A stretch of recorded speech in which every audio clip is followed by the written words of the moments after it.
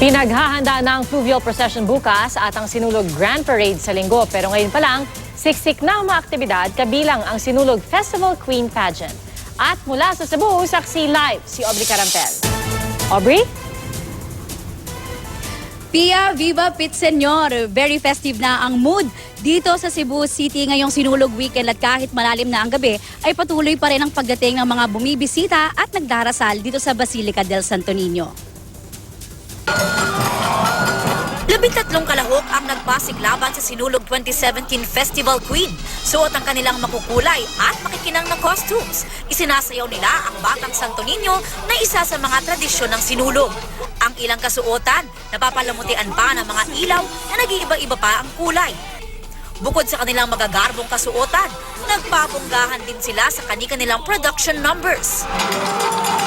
Nakipit senyor din ang mga bida ng upcoming GMA Afternoon Prime Series na Pinulot Ka Lang sa Lupa. Kabi-kabila ang mall show sa Cebu ni na Julian San Jose, Benjamin Alves, LG Reyes at Martin Del Rosario. Kanina naman, dinala na sa Mandaue City ang imahe ng Santo Niño mula Basilica Minore del Santo Niño sa Cebu City. Ang mga deboto sa Cebu nakalinya sa gilid ng kalsada at hindi naguunahang makahawak sa imahen. May respeto kasi alam nila pag hindi nila binibigyan ng daan, baka matagalan may mesa pa. Bago nito, libo-libong deboto ang lumahok sa Walk with Mary kaninang madaling araw.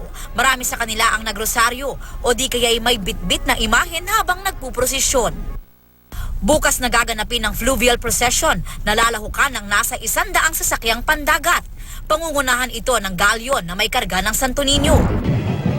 Sa linggo naman ang pinaka-aabangang Grand Parade na lilibot sa mga kalsada ng Cebu City.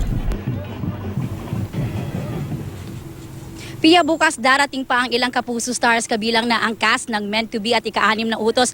At sa linggo ay lalahok sa Grand Float Parade ang Aldab na sina Alden Richards at Maine Mendoza at si Jenryn Mercado at Gil Cuerva.